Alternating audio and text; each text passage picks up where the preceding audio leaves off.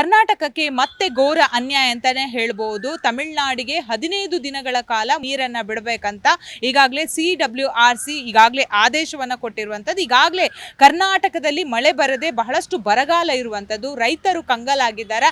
ತಮಗೆ ಬೇಕಾದಂತಹ ಬೆಳೆಗಳನ್ನ ಬೆಳೆಯೋದಕ್ಕೆ ನೀರಿಲ್ಲ ಅನ್ನೋ ಹಾಹಾಕಾರವನ್ನ ಕೂಡ ವ್ಯಕ್ತಪಡಿಸ್ತಾ ಇರುವಂತದ್ದು. ಇದೀಗ ತಮಿಳುನಾಡಿಗೆ 3500 ಕ್ಯೂಸೆಕ್ ನೀರನ್ನ ಕೊಡಬೇಕಂದ್ರೆ ಈಗಾಗಲೇ ಕರ್ನಾಟಕದ ಕನ್ನಡ ಪರ ಸಂಘಟನೆಗಳು ಈಗಾಗಲೇ ಭುಗಿಲೆದ್ದಿರುವಂತದ್ದು. ಈಗಾಗಲೇ ನೀರಾವರಿ ತಜ್ಞರು ಕೂಡ ಆಕ್ರೋಶ ಹೊರ ಹಾಕ್ತಾ ಇದ್ದಾರೆ. ಈಗಾಗಲೇ ಕನ್ನಡ ಪರ ಸಂಘಟನೆಗಳು ಈ ಹಿಂದೆ ಕೂಡ ತಮಿಳುನಾಡಿಗೆ ನೀರು ಬಿಟ್ಟಾಗ ಬಹಳಷ್ಟು ಗಲಾಟೆಯನ್ನ ಮಾಡಿದ್ರು, ಪ್ರತಿಭಟನೆಯನ್ನ ಮಾಡಿದ್ರು. ಸೊ ಬಹಳಷ್ಟು ಒಂದು ಗದ್ದಲನೆ ಸೃಷ್ಟಿಯಾಗಿತ್ತು. ಈಗಾಗಲೇ ಜಲಸಂಪನ್ಮೂಲ ಸಚಿವರಾಗಿರುವಂತಹ ರಾಮಲಿಂಗಾರೆಡ್ಡಿ ಅವರು ಮೇಲ್ಮನವಿಯನ್ನ ಸಲ್ಲಿಕೆ ಮಾಡೋದಾಗಿ ಕೂಡ ತಿಳಿಸಿದ್ದಾರೆ. ಆದ್ರೆ ಇವತ್ತು ಕನ್ನಡ ಪರ ಸಂಘಟನೆಗಳು ರಸ್ತೆಗಿಳಿದು ಫ್ರೀಡಂ ಪಾರ್ಕ್ ಬಳಿ ಬಹಳಷ್ಟು ಪ್ರತಿಭಟನೆಯನ್ನು ಕೂಡ ಮಾಡ್ತಾ ಇರುವಂತದ್ದು. ಹಾಗಾದ್ರೆ ಕನ್ನಡ ಪರ ಸಂಘಟನೆಯವರು ಇದ್ರ ಬಗ್ಗೆ ಏನ್ ಹೇಳ್ತಾರೆ, ಮುಂದಿನ ದಿನಗಳಲ್ಲಿ ಇವರ ಹೋರಾಟ ಹೇಗಿರುತ್ತೆ, ಬನ್ನಿ ಮಾತಾಡ್ಸ್ಕೊಂಡು ಬರೋಣ. ತಮಿಳುನಾಡಿಗೆ 3500 ಕ್ಯೂಸೆಕ್ ನೀರನ್ನ ಬಿಡುಗಡೆ ಮಾಡೋದಕ್ಕೆ ಆದೇಶ ಕೊಟ್ಟಿರುವಂತದ್ದು, ಏನ್ ಹೇಳ್ತೀರಾ?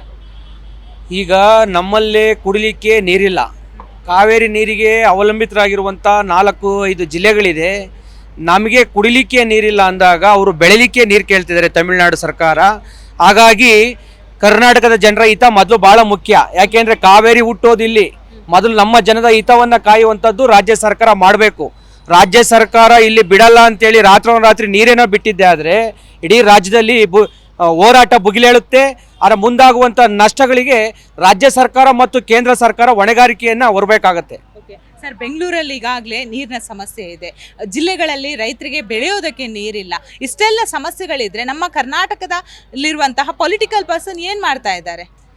ನಮ್ಮ ಕರ್ನಾಟಕದ ರಾಜಕಾರಣಿಗಳು ಕೇಂದ್ರದ ಕೈಗೊಂಬೆಯಾಗಿ ಈ ಕಾವೇರಿ ವಿಚಾರ ಬಂದಾಗ ನಡ್ಕೊಳ್ತಾ ಇರುವಂಥದ್ದು. ಕೇಂದ್ರದ ಕೈಗೊಂಬೆ ಆಗೋದು ಬಿಡಬೇಕು. ತಮಿಳುನಾಡಿನ ರಾಜಕಾರಣಿಗಳಿಗಿರುವಂಥ ಬದ್ಧತೆ ನಮ್ಮ ರಾಜ್ಯದ ರಾಜಕಾರಣಿಗಳಿಗೆ ಬರಬೇಕು. ಬದ್ಧತೆಯನ್ನು ಇಲ್ಲಿ ರಾಜ್ಯದ ಜನರ ಪರವಾಗಿ ತಗೊಳ್ಳುವಂಥದ್ದಾಗಬೇಕು. ರಾಜ್ಯದ ರಾಜಕಾರಣಿಗಳು ಯಾವುದೇ ಪಕ್ಷ ಭೇದವನ್ನು ಮರೆತು ರಾಜ್ಯದ ಹಿತವನ್ನು ಕಾಯಬೇಕು, ರಾಜ್ಯದ ಕನ್ನಡಿಗರ ಹಿತವನ್ನು ಕಾಯಬೇಕು. ಮೊದಲು ರಾಜ್ಯದ ಜನರ ಹಿತವನ್ನು ಕಾದಾಗ ಮಾತ್ರ ಅವರು ಜನಪ್ರತಿನಿಧಿಯಾಗಿ ಉಳಿಲಿಕ್ಕೆ ಸಾಧ್ಯ.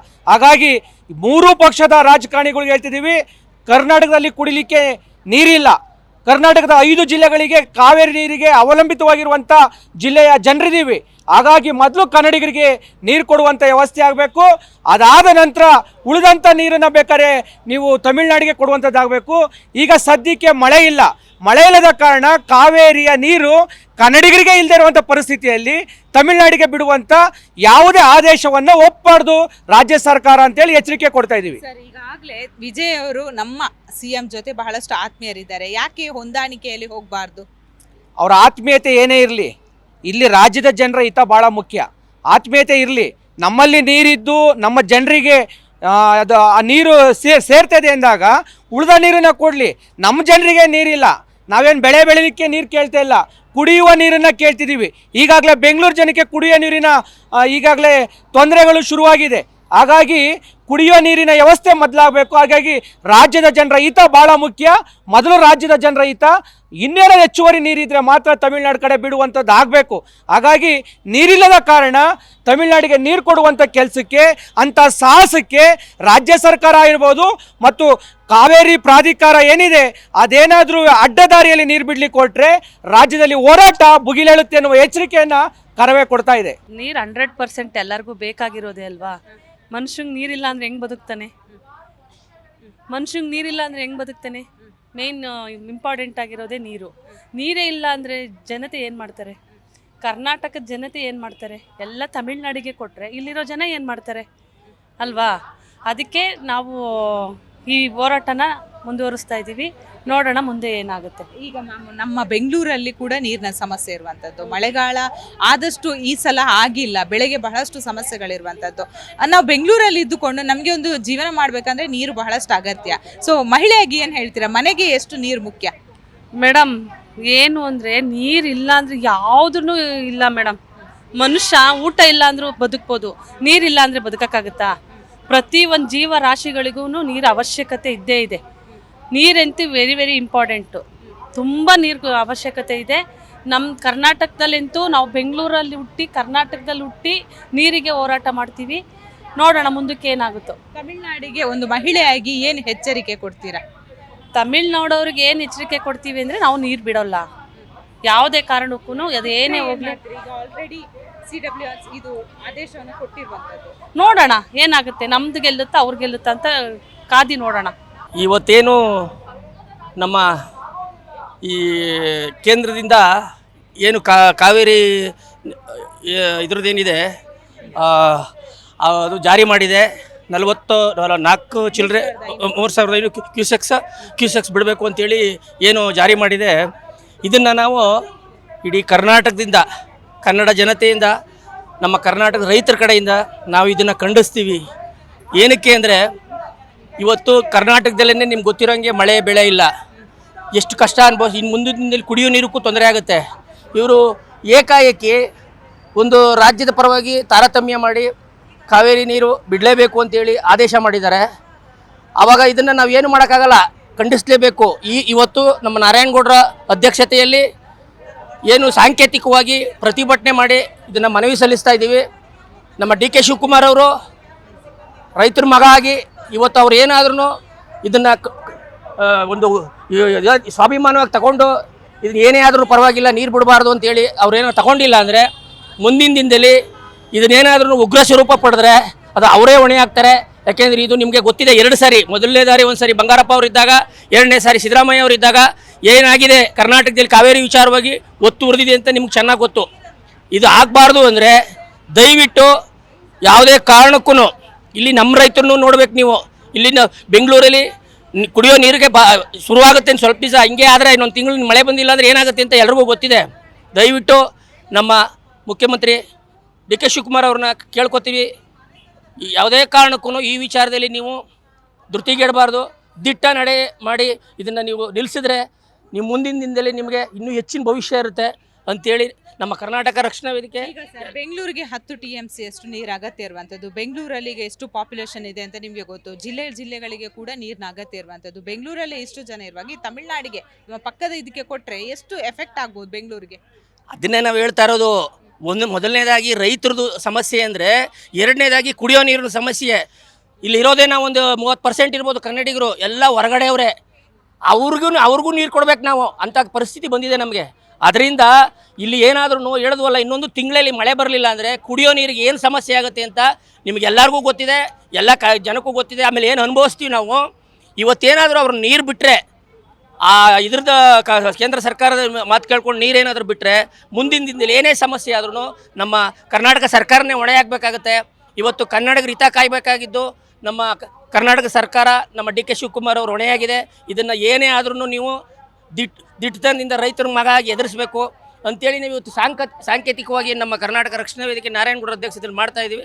ಮುಂದಿನ ದಿನದಲ್ಲಿ ಇದನ್ನು ಬೇರೆ ಬೇರೆ ಹಂತಕ್ಕೆ ತಗೊಂಡು ಹೋಗ್ತೇವೆ, ಉಗ್ರ ಹೋರಾಟ ಆಗುತ್ತೆ. ನೋಡಿ, ಇದು ಕಾವೇರಿ ಸಂಘರ್ಷ, ಕಾವೇರಿ ವಿಚಾರ ಇದು ನಿನ್ನೆ ಮೊನೆಯದಲ್ಲ, ಹಲವಾರು ವರ್ಷಗಳಿಂದ ಕನ್ನಡಿಗರಿಗೆ ಮಲತಾಯಿ ಧೋರಣೆಯೇ ಆಗಿದೆ.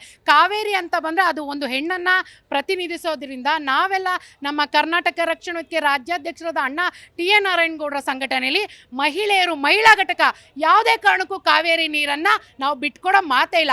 ಅವತ್ತಿಂದನೂ ಕೂಡ ಸಾಕಷ್ಟು ಉಗ್ರವಾದ ಹೋರಾಟ ಮಾಡಿದ್ದೀವಿ. ಅದಕ್ಕೆ ಜೈಲು ಶಿಕ್ಷೆಯನ್ನು, ಕಾವೇರಿ ವಿಚಾರವಾಗಿ ಜೈಲು ಶಿಕ್ಷೆಯನ್ನು ಅನುಭವಿಸಿದ್ದೀವಿ.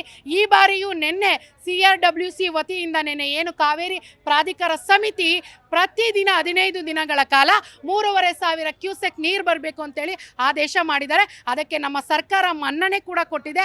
ಆದರೆ ಕರ್ನಾಟಕ ರಕ್ಷಣಾ ವೇದಿಕೆ ನಾರಾಯಣಗೌಡರ ಸಂಘಟನೆಯಿಂದ ನಾವು ಒಂದು ಹನಿ ನೀರು ಬಿಡೋದಕ್ಕೂ ನಾವು ಬಿಡೋದಿಲ್ಲ.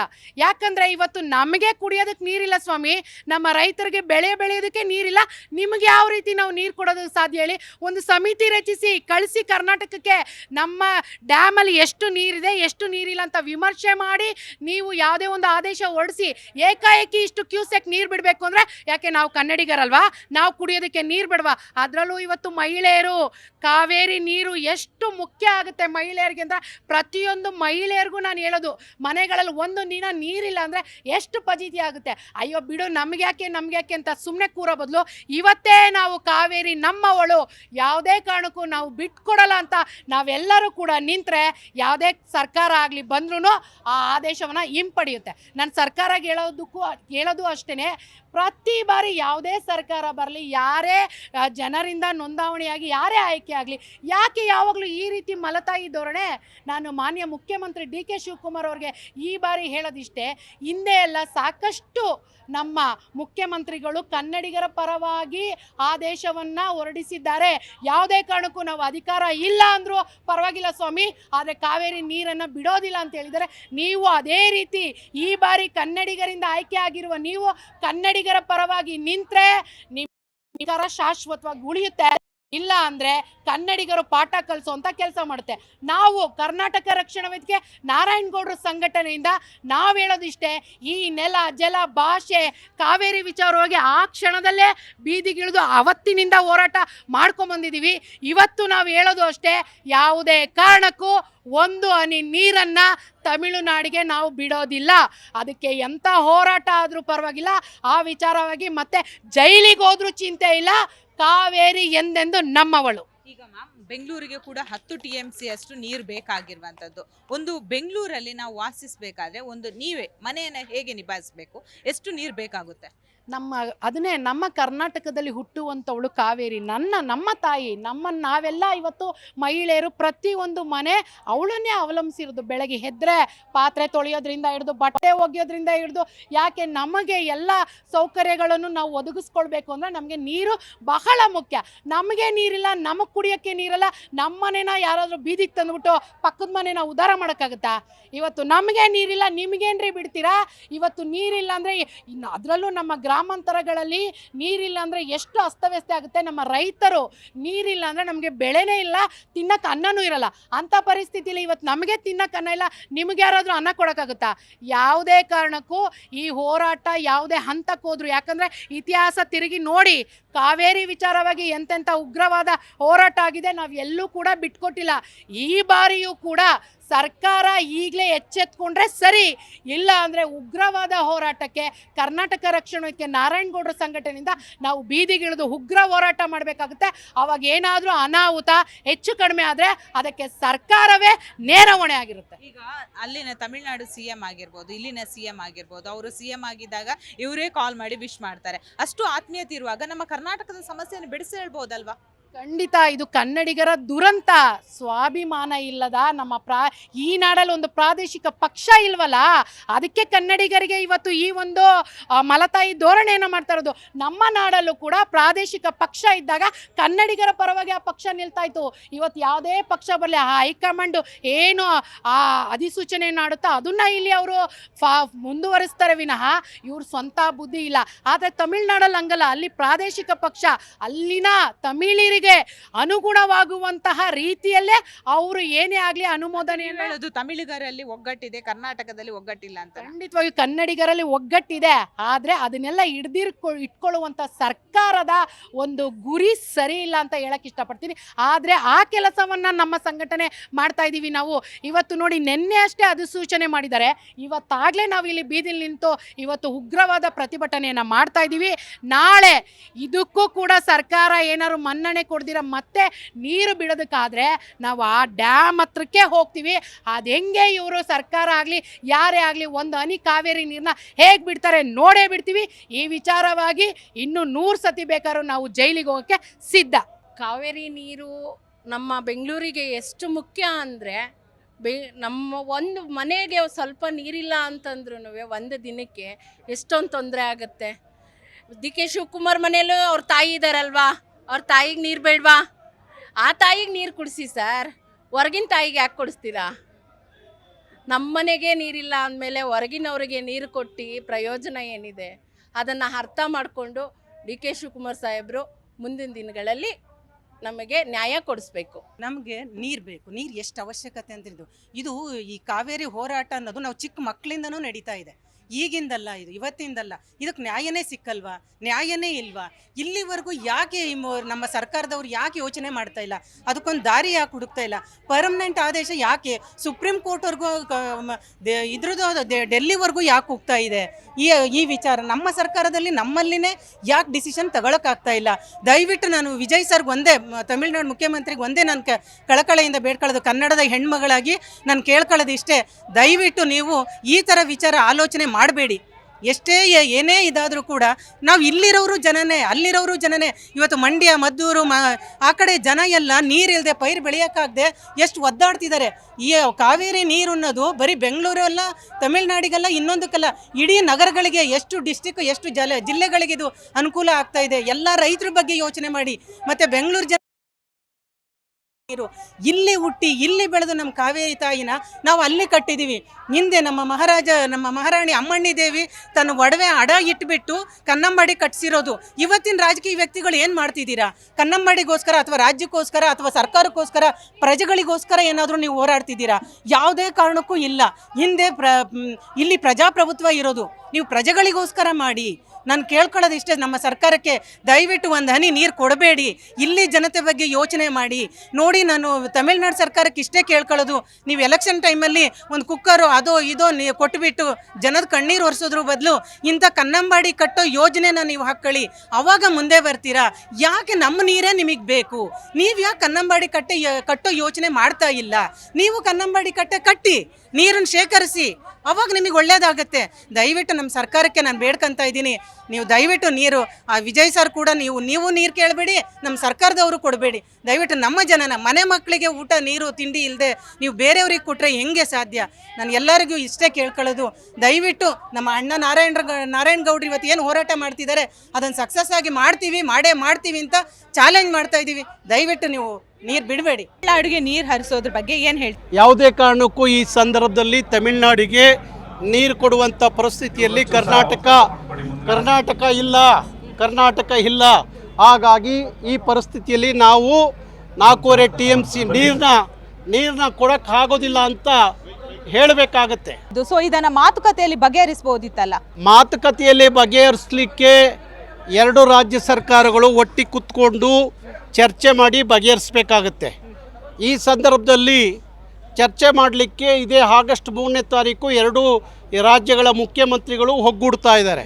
ಅಲ್ಲಿ ಏನು ಚರ್ಚೆ ಆಗುತ್ತೆ, ಅದರಿಂದ ಏನಾದರೂ ಕಾವೇರಿ ವಿಚಾರ ಅಲ್ಲಿ ಚರ್ಚೆಗೆ ಬಂದರೆ ಅದು ಒಂದು ರೀತಿಯಲ್ಲಿ ಒಂದು ಇತಿಹಾಸದ ಚರ್ಚೆ ಆಗುತ್ತೆ, ಇತಿಹಾಸದ ತೀರ್ಮಾನ ಆಗುತ್ತೆ.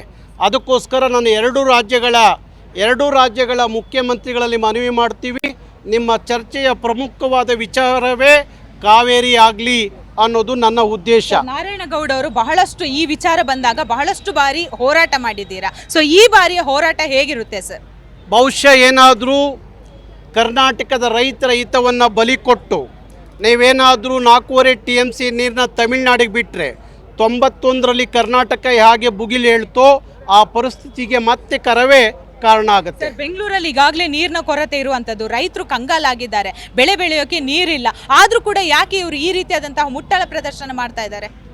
ಬಹುಶಃ ಕಾವೇರಿ ನೀರು ಸಮಿತಿ ಏನಿದೆ, ನಿಯಂತ್ರಣ ಸಮಿತಿ, ಅದಕ್ಕೆ ಮನವರಿಕೆ ಮಾಡಿಕೊಡೋದ್ರಲ್ಲಿ ವಿಫಲವಾಗಿದೆಯೇನೋ ನಮ್ಮ ಸರ್ಕಾರ ಅಂತ ಅನಿಸುತ್ತೆ. ಅದೇ ರೀತಿಯಲ್ಲಿ ಕಾವೇರಿ ನಿಯಂತ್ರಣ ಸಮಿತಿ ಈ ರಾಜ್ಯಕ್ಕೆ ಆದೇಶ ಮಾಡೋದಕ್ಕಿಂತ ಮುಂಚೆ ಒಂದು ನಿಯೋಗವನ್ನು ಕರ್ನಾಟಕಕ್ಕೆ ಕಳಿಸಿ ಕಾವೇರಿ ಪ್ರದೇಶದಲ್ಲಿ ಎಷ್ಟರ ಮಟ್ಟಿಗೆ ನೀರು ಡ್ಯಾಮ್ಗಳಲ್ಲಿ ಇದೆ ಅನ್ನೋದು ಅವರು ಮನವರಿಕೆ ಮಾಡ್ಕೋಬೇಕಾಗಿತ್ತು. ಅದನ್ನು ಮಾಡಿಕೊಳ್ಳದೆ ಏಕಾಏಕಿ ಈ ಥರದ ತೀರ್ಪು ಅದು ಕರ್ನಾಟಕಕ್ಕೆ ಮರಣ ಶಾಸನವಾಗಿದೆ.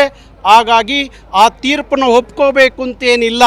ಆ ತೀರ್ಪನ್ನು ಪ್ರಶ್ನಿಸಿ ಕಾವೇರಿ ನೀರು ನಿವಾರಣಾ ಪ್ರಾಧಿಕಾರದ ಮುಂದೆ ರಾಜ್ಯ ಸರ್ಕಾರ ವಾದವನ್ನು ಮಾಡಬಹುದು. ಜಲಸಂಪನ್ಮೂಲ ಸಚಿವರು ರಾಮಲಿಂಗಾರೆಡ್ಡಿ ಮೇಲ್ಮನವಿ ಸಲ್ಲಿಕೆ ಮಾಡ್ತೀವಿ ಅಂತ ಹೇಳಿದ್ದಾರೆ. ಯಾಕಂದ್ರೆ ಇಷ್ಟು ಜನ ಇದ್ದಾರೆ ಪೊಲಿಟಿಕಲ್ ಅಲ್ಲಿ, ಯಾಕಂದ್ರೆ ಯಾರಿಗೂ ಕೂಡ ಅನುಭವ ಇಲ್ವಾ ಸರ್? ಬಹುಶಃ ಇವತ್ತಿನ ರಾಜಕಾರಣದಲ್ಲಿ, ಇವತ್ತಿನ ಸರ್ಕಾರದ ರಾಜಕಾರಣದಲ್ಲಿ ನೀರಾವರಿ ಬಗ್ಗೆ ಅಷ್ಟೊಂದು ಚೆನ್ನಾಗಿ ತಿಳ್ಕೊಂಡಿರುವವರು ಅಲ್ಲಿ ವಿಧಾನಸೌಧದಲ್ಲಿ ಕಡಿಮೆ.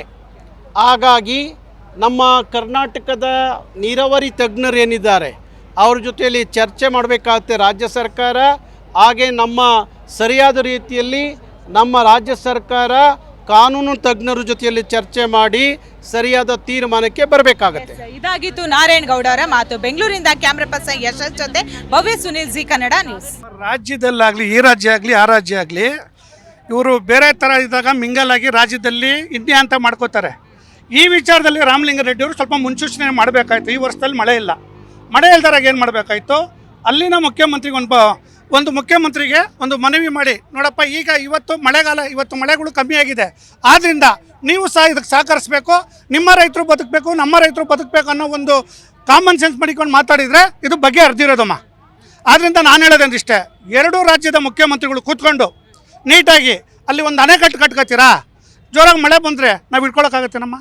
ಅದು ನಮಗೆ KRS ತುಂಬಿದ್ರೆ ನಾವು ಇಟ್ಕೊಳ್ಳೋಕ್ಕಾಗತ್ತೇನಮ್ಮ? ಅದು ಅರ್ಧೋಗುತ್ತೆ ತಾನೆ. ಆ ನೀರೆಲ್ಲ ಅವ್ರಿಗೆ ಹಿಡ್ಕೊಂಡು ಒಂದು ಅಣೆಕಟ್ಟು ಕಟ್ಕೊಂಡ್ರೆ ಈ ಸಮಸ್ಯೆಗೆ ಬಗೆಹರಿಯಾಗಲ್ವೇನಮ್ಮ? ಆಗುತ್ತೆ ಅಲ್ವೋ?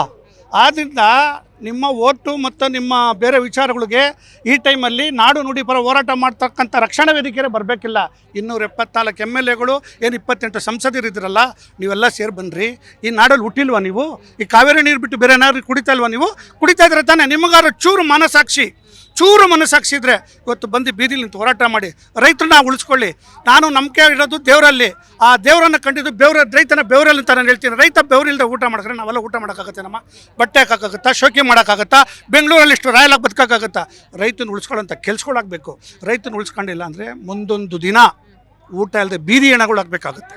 ಸರ್, ಬೆಂಗಳೂರಲ್ಲಿ ಕೂಡ ನೀರಿನ ಸಮಸ್ಯೆ, ಎಷ್ಟು ನೀರು ಬೇಕಂತ ನಿಮಗೆ ಗೊತ್ತು. ಬಹುತೇಕ ವಾರ್ಡ್ಗಳಲ್ಲಿ ನೀರೇ ಇಲ್ಲ. ಇಷ್ಟೆಲ್ಲ ಸಮಸ್ಯೆಗಳು ಗೊತ್ತು. ನಮ್ಮ ಬೆಂಗಳೂರಲ್ಲೇ ಎಲ್ಲ ರಾಜಕಾರಣಿಗಳು ಇರುವಂಥದ್ದು ಗೊತ್ತಿದ್ರು ಇವರು ಯಾಕೆ ತಮಿಳ್ನಾಡಲ್ಲಿ ಕರೆದು, ಈಗ CM ವಿಜಯ್ ಅವರು ಆದಾಗ ನಮ್ಮ DK ಅವರವ್ರಿಗೆ ವಿಶ್ ಮಾಡ್ತಾರೆ, ನಮ್ಮ ರಾಜಕಾರಣಿಗಳು ಅವ್ರ ಜೊತೆ ಆತ್ಮೀಯತೆಯಿಂದ ಇದ್ದಾರೆ. ಬಟ್ ಈ ವಿಚಾರಕ್ಕೆ ಯಾಕೆ ಆತ್ಮೀಯತೆ ಬೆಳೆಸ್ಕೊಳ್ಳಲ್ಲ? ಇದು ಸುಮಾರು 25 ವರ್ಷಗಳಿಂದ, ಇನ್ನೂ 100 ವರ್ಷ ಆದ್ರೂ ಈ ಸಮಸ್ಯೆ ಬಗೆಹರಿಸೋಕ್ಕಾಗಲ್ಲ. ಕಾರಣ ಇಷ್ಟೇ, ಎರಡೂ ರಾಜ್ಯದ ಮುಖ್ಯಮಂತ್ರಿಗಳು ಇಬ್ಬರು ಕೂತ್ಕೊಂಡ್ಬಿಟ್ಟ ಅಂದರೆ, ಇಬ್ಬರು ರಾಜ್ಯದ ಮುಖ್ಯಮಂತ್ರಿಗಳು ಕೂತ್ಕೊಂಡು ಒಂದು ಅಣೆಕಟ್ಟು ಬಗ್ಗೆ ಮಾತಾಡಿಕೊಂಡು, ಇವಾಗ ಅಧಿಕವಾಗಿ ನೀರು ಬಂದರೆ ನಾವು ಹಿಡ್ಕೊಳ್ಳೋಕ್ಕಾಗಲ್ಲ, ಪ್ರಕೃತಿ ನಾನು ಹಿಡ್ಕೊಳ್ಳೋಕ್ಕಾಗತ್ತೇನಮ್ಮ? ಆಗುತ್ತಾ? ಇಬ್ಬರು ಸೇರಿ ಬಗೆಹರಿಸ್ಕೊಂಡು ಸರಿಪಡಿಸಿದಾಗ ಈ ಕೆಲಸ ಮುಂದುವರಿತದಮ್ಮ. ಅಲ್ಲಿಗೆ ಎಂಡ್ ಆಗುತ್ತೆ ಕಣಮ್ಮ. ನಮ್ಮ ಕರ್ನಾಟಕ ರಾಜ್ಯದಲ್ಲಿ ಸರಿಯಾದ ಮಳೆ ಇಲ್ಲ. ಮಳೆ ಇಲ್ಲದೆ ಇರೋದ್ರಿಂದ ನಾವು ಯಾವುದೇ ಕಾರಣ ನಮ್ಮ ಎಲ್ಲ ಡ್ಯಾಮ್ಗಳಲ್ಲಿ, ಏನು 4 ಡ್ಯಾಮ್ಗಳಲ್ಲಿ ನೀರಿಲ್ಲ. ಆ ನೀರಿಲ್ಲದೆ ಇರೋ ಕಾರಣಕ್ಕೆ ನಾವು ತಮಿಳುನಾಡಕ್ಕೆ ಯಾವುದೇ ಕಾರಣಕ್ಕೂ ನೀರು ಬಿಡಲಿಕ್ಕೆ ಸಾಧ್ಯ ಆಗಲ್ಲ ಅಂತ ನಾವು ನೇರವಾಗಿ ರಾಜ್ಯ ಸರ್ಕಾರ ಹಾಗೂ ಕೇಂದ್ರ ಸರ್ಕಾರಕ್ಕೆ ನಾವು ಹೇಳ್ತಾ ಇದ್ದೀವಿ. ಬೆಂಗಳೂರಿಗೆ ಎಷ್ಟು ಸಮಸ್ಯೆ ಇದೆ ಸರ್? ಮೇಡಮ್, ಬೆಂಗಳೂರು ಇವತ್ತು ಸಾರ್ವಜನಿಕವಾಗಿ ತಿಳ್ಕೋಬೇಕು. ಒಂದು ಸಿಂಪಲ್ ಏನು ಹೇಳ್ತೀವಿ, ಬೆಂಗಳೂರಿನ ಜನಸಂಖ್ಯೆ ಇವತ್ತು 1.5 ಕೋಟಿಗಿಂತ ಅಧಿಕ ಆಗಿದೆ. 1.5 ಕೋಟಿ ಜನಕ್ಕೆ ಕುಡಿಲಿಕ್ಕೆ ನೀರು ಬೇಕಾಗಿದೆ. ಇವತ್ತು ಬೇರೆ ಏನಕ್ಕೂ ಅಲ್ಲ, ಕುಡಿಲಿಕ್ಕೆ ನೀರು ಸಹ ಇರಲ್ಲ. ನಾವು ಮುಂದಿನ ಇವತ್ತು ಏನು ಮಳೆ ಇವತ್ತು ಕೈ ಕೊಟ್ಟಿರೋದ್ರಿಂದ ನಾವು ಮುಂದಿನ ಮೇ ಜೂನ್ ನೆಕ್ಸ್ಟ್ವರೆಗೂ ನಾವು ಇವತ್ತಿನ ಏನು ಮಳೆ ಆಗ್ತದೆ ಆ ನೀರನ್ನ ಶೇಖರಣೆ ಮಾಡಬೇಕಾಗ್ತದೆ. ಯಾಕೆಂದರೆ ಮೂಲಭೂತ ಸೌಕರ್ಯ ಕುಡಿಯೋ ನೀರು ಬೆಂಗಳೂರು, ಎಸ್ಪೆಷಲಿ ಬರೀ ಬೆಂಗಳೂರಿಗೆ 1.5 ಕೋಟಿ ಜನಕ್ಕೆ ನಾವು ನೀರು ಕೊಡಬೇಕಾಗತ್ತೆ. ಬೆಂಗಳೂರಿಗೆ ಯಾವುದೇ ಜಲಸಂಪನ್ಮೂಲ ಇಲ್ಲ. ಕಾವೇರಿನೇ ನಂಬ್ಕೊಂಡಿರೋಂಥ ಸಂದರ್ಭದಲ್ಲಿ ನಾವು ಬೆಂಗಳೂರಿಗೆ 1.5 ಕೋಟಿ ಜನಕ್ಕೆ ಕುಡಿಲಿಕ್ಕೆ ನೀರು ಬೇಕಾಗತ್ತೆ. ಅದಕ್ಕೋಸ್ಕರ ನಾವು ಯಾವುದೇ ಕಾರಣಕ್ಕೂ ತಮಿಳುನಾಡಿಗೆ ಮಳೆ ಇಲ್ಲದೇ ಇರೋ ಕಾರಣ ನೀರು ಬಿಡಲಿಕ್ಕೆ ಸಾಧ್ಯ ಇಲ್ಲ ಅಂತ ನಾವು ನೇರವಾಗಿ ಹೇಳ್ತಾ ಇದ್ದೀವಿ. ಒಂದು ವೇಳೆ ನೀರು ಬಿಟ್ಟರೆ ಏನು ಮಾಡ್ತೀರಾ ಈಗ? ನೀರು ಬಿಟ್ಟರೆ ಉಗ್ರವಾದ ಹೋರಾಟ ಆಗುತ್ತೆ. ಬೀದಿಗಿಳಿತೀವಿ. ಇವತ್ತೇನು ರಾಜ್ಯ ಸರ್ಕಾರ ಕೇಂದ್ರ ಸರ್ಕಾರಕ್ಕೆ ಎಚ್ಚರುವಂಥ ಕೆಲಸ ಮಾಡ್ತಾ ಇದ್ದೀವಿ. ನಮ್ಮ ಪರವಾಗಿ ರಾಜ್ಯದ 224 ಶಾಸಕರು ಹಾಗೂ 28 ಲೋಕಸಭಾ ಸದಸ್ಯರು ನಮ್ಮ ಪರವಾಗಿ ಮಾತಾಡಬೇಕಾಗ್ತದೆ. ಯಾವುದೇ ಕಾರಣಕ್ಕೂ ನೀರು ಬಿಡದೇ ಇರೋವಂಥ ವ್ಯವಸ್ಥೆ ಕಾವೇರಿ ನ್ಯಾಯಾಧಿಕರಣಕ್ಕೆ ತಿಳಿಸ್ಬೇಕಾಗತ್ತೆ. ಅದಕ್ಕೆ ಒತ್ತಡ ಇರಬೇಕಾಗತ್ತೆ. ಅದು ಬಿಟ್ಟು ನಿಂತ್ಕೊಂಡ್ರೆ ಅವರಿಗೆ ತಕ್ಕ ಶಾಸ್ತಿ ಮಾಡಬೇಕಾಗತ್ತೆ. ಬೀದಿಗಿಳಿದು ಹೋರಾಟ ಮಾಡಬೇಕಾಗುತ್ತೆ. ಕನ್ನಡಿಗರನ್ನ ಜಾಗೃತಿಗೊಳಿಸಬೇಕಾಗತ್ತೆ. ಇದೆಲ್ಲವೂ ಕರ್ನಾಟಕ ರಕ್ಷಣಾ ವೇದಿಕೆ TN ನಾರಾಯಣಗೌಡರ ನಾಯಕತ್ವದಲ್ಲಿ ನಾವು ಮಾಡಲಿಕ್ಕೆ ತಯಾರಾಗಿದ್ದೀವಿ. ಈಗಾಗಲೇ ಕಾವೇರಿ ಹೋರಾಟ ಅಂತ ವಿಚಾರ ಅಂತ ಬಂದಾಗ ಸಮರಸಿಂಹ ಅಣ್ಣ TN ನಾರಾಯಣಗೌಡರು ಮೊದಲನೇದಾಗಿ ಧ್ವನಿ ಎತ್ತಾರೆ. ಆ ಧ್ವನಿ ಕಾರಣ ಏನಂತಾರೆ, ಕನ್ನಡ ತಮಿಳು ಅಂತ ಬಂದಾಗ ಕನ್ನಡ ಪ್ರಥಮವಾಗಿ ನಮಗೆ ಸಿಗುತ್ತೆ. ಕಾವೇರಿ ವಿಚಾರ ಬಂದಾಗ ಯಾವುದೇ ಕಾರಣಕ್ಕೂ ಒಂದು ಚೆಂಬಲ್ಲ, ಒಂದು ಲೋಟ ಅಲ್ಲ, ಒಂದು ಹನಿ ಸಹ ನೀರು ಸಹ ನಮ್ಮ ಕರ್ವೆ ನಾರಾಯಣಗೌಡರು ತಮಿಳುನಾಡಿಗೆ ಬಿಡೋದಕ್ಕೆ ಒಪ್ಪೋದೇ ಇಲ್ಲ. ಯಾವುದೇ ಕಾರಣಕ್ಕೂ ಒಪ್ಪೋದಿಲ್ಲ. ಯಾಕೆ ಅಂತಂದರೆ ಇವತ್ತು ಒಂದು ಬರಗಾಲ, ರಾಜ್ಯ ಸರ್ಕಾರ 31 ಜಿಲ್ಲೆಗಳು ಬರಗಾಲ ಅಂತ ಒಂದನ್ನು ಇವತ್ತು ಘೋಷಣೆ ಮಾಡಬೇಕು ಅಂಥ ಕಾಲದಲ್ಲಿ ಕಾವೇರಿ ನಿರ್ವಹಣಾ ಸಮಿತಿ ಏನು ಅವೈಜ್ಞಾನಿಕವಾಗಿ ಒಂದು ತೀರ್ಮಾನವನ್ನು ತಗೊಂಡಿದ್ದಾರೆ, ಅದು ಅವೈಜ್ಞಾನಿಕವಾಗಿ ಇರೋ ಕಾರಣದಿಂದ ನೆನ್ನೆನೆ ಏನು ಈ ತೀರ್ಮಾನ ತಗೊಂಡ್ರು ಆ ಕ್ಷಣದಿಂದ ಸಮರಸಿಂಹ ಅಣ್ಣ TN ನಾರಾಯಣಗೌಡರು ಏನು ಸತತವಾಗಿ 27 ವರ್ಷಗಳ ಕರ್ನಾಟಕ ರಕ್ಷಣಾ ವೇದಿಕೆ 40 ವರ್ಷಗಳ ಸುದೀರ್ಘವಾದ ಹೋರಾಟವನ್ನು ನಂಬಿಕೊಂಡಿದ್ದಾರೆ. ಆ ಒಂದು ನಿಟ್ಟಿನಲ್ಲಿ ಇವತ್ತು ಕಾವೇರಿ ನೀರು ಯಾವುದೇ ಕಾರಣಕ್ಕೂ ಒಂದು ಹನಿ ನೀರು ಬಿಡೋದಿಲ್ಲ ಅಂತ ಹೇಳಿದರೆ ಅದು ಇವತ್ತು ಶತಸಿದ್ಧನೇ. ಯಾವುದೇ ಕಾರಣಕ್ಕೂ ಒಂದು ಹನಿ ನೀರು ತಮಿಳುನಾಡಿಗೆ ಬಿಡೋದೇ ಇಲ್ಲ. ಏನಾದರೂ ಬಿಡುವಂಥ ಸಂದರ್ಭ ಬಂದರೆ ಕರ್ನಾಟಕದ 31 ಜಿಲ್ಲೆ 224 ಕ್ಷೇತ್ರಗಳು ಸಹ ಉಗ್ರವಾದ ಹೋರಾಟ ಮಾಡಿ ಎಚ್ಚರಿಕೆ ನೀಡುತ್ತೇವೆ. ಅದರ ಜೊತೆಯಲ್ಲಿ ಯಾವುದೇ ಕಾರಣಕ್ಕೂ ಕರ್ನಾಟಕ ಅಂತ ಬಂದಾಗ ಯಾವುದೇ ಕಾರಣಕ್ಕೂ ಬೇರೆ ರಾಜ್ಯಕ್ಕೆ ನಮ್ಮ ಕಡೆಯಿಂದ ಒಂದಿಷ್ಟು ಸಹಾಯ ಆಗೋದಕ್ಕೂ ಬಿಡೋದಿಲ್ಲ. ಮತ್ತು ನೀರಿನ ವಿಚಾರದ ಬಂದಾಗ ಸಹ ನಾವು ಯಾವುದೇ ಕಾರಣಕ್ಕೂ ಒಂದು ನೀರು ಬಿಡೋದಿಲ್ಲ ಅಂತ ಹೇಳ್ಬಿಟ್ಟು ಕರ್ನಾಟಕ ರಕ್ಷಣಾ ವೇದಿಕೆ ಅಣ್ಣ ಸಮರಸಿಂಹ ನಾರಾಯಣಗೌಡರು ಒಂದು ಹೋರಾಟಕ್ಕೆ ಒಂದು ಬೆಂಬಲ ಒಂದು ಸಿಕ್ಕಿದೆ ಅಂತ ಅನ್ಕೊಂಡಿದ್ವಿ. ರಾಜ್ಯದ 31 ಜಿಲ್ಲೆಗಳಲ್ಲೂ ಸಹ ಬಹಳ ಎತ್ತರಕ್ಕೆ ಮತ್ತು ಉಗ್ರವಾದ ಹೋರಾಟ ಹಮ್ಮಿಕೊಂತಿದ್ವಿ. ಯಾವುದೇ ಕಾರಣಕ್ಕೂ ಒಂದು ಹನಿ ನೀರು ಸಹ ನಾವು ಬಿಡೋದಿಲ್ಲ ಅಂತೇಳಿ ನಾವು ಈ ತೀರ್ಮಾನ ಮಾಡ್ತಾ ಇದ್ವಿ. ನಮಗೆ ಜೀವನಾಡಿ ಆಗಿರುವಂಥ ಕಾವೇರಿ ನೀರೇ ನಮಗೆ ಅಂತಿಮವಾಗಿರ್ತದೆ. ಯಾವುದೇ ಕಾರಣಕ್ಕೂ ಬೇರೆ ರಾಜ್ಯಕ್ಕೆ ನಾವು ಒಂದು ಹನಿ ಸಹ ನೀರು ಬಿಡೋದಿಲ್ಲ ಅಂತೇಳಿ ಈ ಮೂಲಕ ನಾವು ಹೇಳ್ತಾ ಇದ್ವಿ. ಯಾವುದೇ ಕಾರಣಕ್ಕೂ ಕಾವೇರಿ ನೀರನ್ನು ನಾವು ತಮಿಳುನಾಡಿಗೆ ಬಿಡೋದಿಲ್ಲ. ಈ ಒಂದು ತೀರ್ಮಾನವನ್ನು ನಮ್ಮ ನಾರಾಯಣಗೌಡರು ಕೈಗೆತ್ತಿಕೊಂಡಿದ್ದಾರೆ. ಇದಕ್ಕೆ ಕರ್ನಾಟಕದ ಅಸಂಖ್ಯಾತ ಕನ್ನಡಿಗರ ಒಂದು ಬೆಂಬಲ ಸಿಕ್ಕಿದೆ. ಹಾಗಾಗಿ ಯಾವುದೇ ಕಾರಣಕ್ಕೂ ನಾವು ಕಾವೇರಿ ನದಿಯ ನೀರನ್ನು ಬಿಡೋದಿಲ್ಲ. ತಮಿಳುನಾಡಿಗೆ 15 ದಿನಗಳ ಕಾಲ 3500 ಕ್ಯೂಸೆಕ್ ನೀರನ್ನ CWRC ಆದೇಶ ಕೊಟ್ಟಿರೋದಕ್ಕೆ ಈಗಾಗಲೇ ಕರ್ನಾಟಕದಲ್ಲಿ ಬಹಳಷ್ಟು ಪ್ರತಿಭಟನೆಯ ಕಾವು ಹೆಚ್ಚಾಗ್ತಾ ಇದೆ. ಯಾವುದೇ ಕಾರಣಕ್ಕೂ ತಮಿಳುನಾಡಿಗೆ ನೀರನ್ನ ಬಿಡಬಾರ್ದು ಅನ್ನೋದು ಕನ್ನಡ ಪರ ಸಂಘಟನೆ ಆಗಿರ್ಬೋದು, ಹೋರಾಟಗಾರರಾಗಿರ್ಬೋದು, ನೀರಾವರಿ ತಜ್ಞರಾಗಿರ್ಬೋದು, ಜಲಸಂಪನ್ಮೂಲ ಸಚಿವ ಸೇರಿದಂತೆ ರಾಜಕಾರಣಿಗಳ ಆಗ್ರಹವಾಗಿರುವಂಥದ್ದು. ಸೊ ಹೀಗಾಗಿ ಮತ್ತೊಮ್ಮೆ ಮೇಲ್ಮನವಿ ಸಲ್ಲಿಸಿ ಮನವಿಯನ್ನ ಅಂದ್ರೆ ಕರ್ನಾಟಕದ ವಾಸ್ತವಾಂಶ ಹೇಗಿದೆ, ಕರ್ನಾಟಕದ ಅಣೆಕಟ್ಟಾಗಿರ್ಬೋದು, ರೈತರ ಪರಿಸ್ಥಿತಿ ಆಗಿರ್ಬೋದು, ಕರ್ನಾಟಕದಲ್ಲಿ ಮಳೆ ಬರದೆ ಯಾವ ರೀತಿ ಪರಿಸ್ಥಿತಿಯನ್ನ ನಾವು ಎದುರಿಸ್ತಾ ಇದ್ವಿ, ಒಂದು ವೇಳೆ ತಮಿಳುನಾಡಿಗೆ ಇಷ್ಟು ನೀರನ್ನು ಕೊಟ್ರೆ ಕರ್ನಾಟಕಕ್ಕೆ ಎಷ್ಟು ಎಫೆಕ್ಟ್ ಆಗುತ್ತೆ ಅನ್ನೋದ್ರ ಬಗ್ಗೆ ಮೇಲ್ಮನವಿ ಸಲ್ಲಿಸಿ ಅದರ ಬಗ್ಗೆ ಅಂದ್ರೆ ಸರಿಯಾದ ಕರ್ನಾಟಕದ ಪರಿಸ್ಥಿತಿಯ ವಿವರಣೆಯನ್ನು ಕೊಡೋದಕ್ಕೆ ಕೂಡ ಮುಂದಾಗಿರುವಂಥದ್ದು. ಆದ್ರೆ ಹೋರಾಟಗಾರರ ಕಿಚ್ಚು ಮಾತ್ರ ತಮಿಳುನಾಡಿಗೆ ಯಾವುದೇ ಕಾರಣಕ್ಕೂ ನೀರನ್ನ ಹರಿಸಬಾರ್ದು ಅನ್ನೋ ಪ್ರತಿಭಟನೆಯನ್ನ ಕೂಡ ಮಾಡ್ತಾ ಇರುವಂಥದ್ದು. ಬೆಂಗಳೂರಿಂದ ಕ್ಯಾಮ್ರಾ ಪರ್ಸನ್ ಯಶಸ್ ಜೊತೆ ಭವ್ಯ ಸುನಿಲ್, ಜಿ ಕನ್ನಡ ನ್ಯೂಸ್.